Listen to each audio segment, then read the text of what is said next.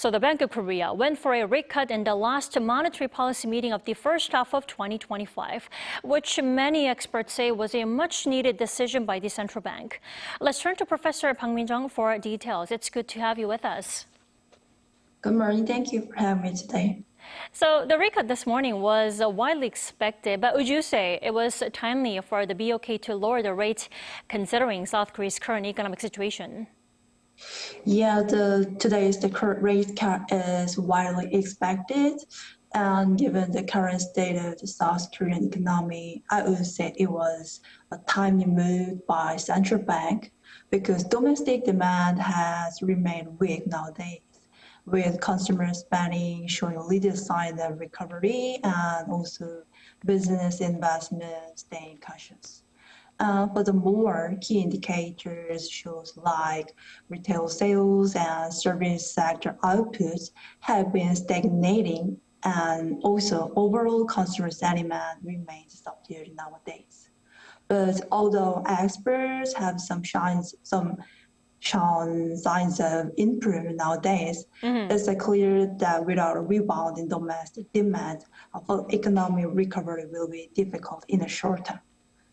And that's probably why the central bank also decided to slash the country's growth outlook to 0.8%.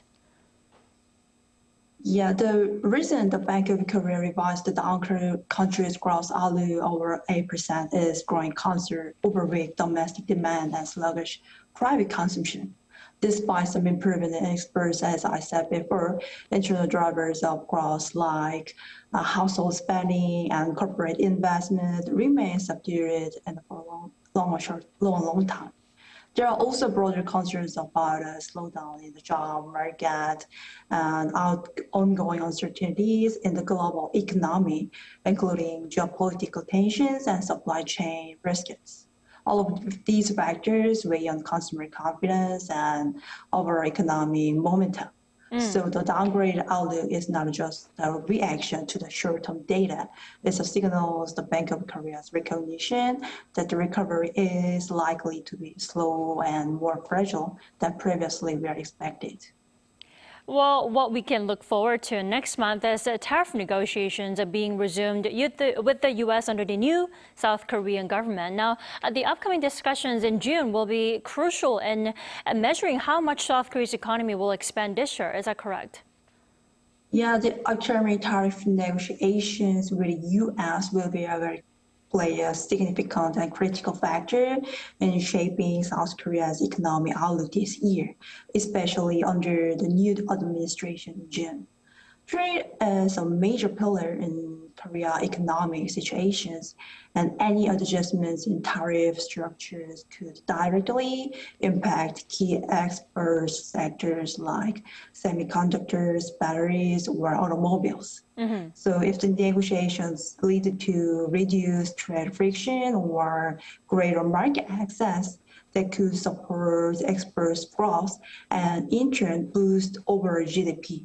But on the other hand, if tensions escalate or if South Korea faces pressure to make some unbearable concessions, it could downgrade. It means it could dampen business sentiment and slow down the recovery.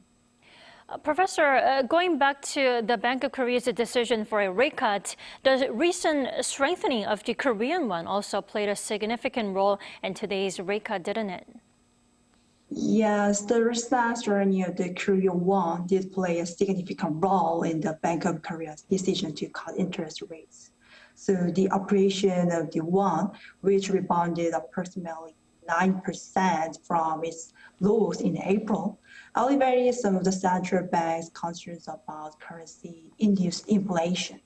So a stronger won reduces the cost of imports, thereby easing inflationary pressures and providing the Bank of Korea with more flexibility to lower rates to support economic growth. So moreover, the stabilization of the won migrated risk is associated with capital outflows and financial instability. So finally, a much-needed rate cut, and all eyes are on what the year-end interest rate will look like at the end of 2025. Many analysts are betting on 2.25%. Professor Park, are you also one of the 2.25% betting analysts? Yeah, maybe almost a lot of major analysts are predicted betting on 2.25%. There's a growing attention. It means Bank of Korea will end up in terms of interest are pointing to 2.25% at likely level. I think the reason for it is that twofold. The first is that even though the Korean economy clearly needs help because people are spending less and businesses are investing much, the central bank has to be careful about the interest rate gap with the U.S. So the Federal Reserve also keeping rates high for a long time. If Korea cut its rates too much, like making too big cuts, the gap could grow a lot.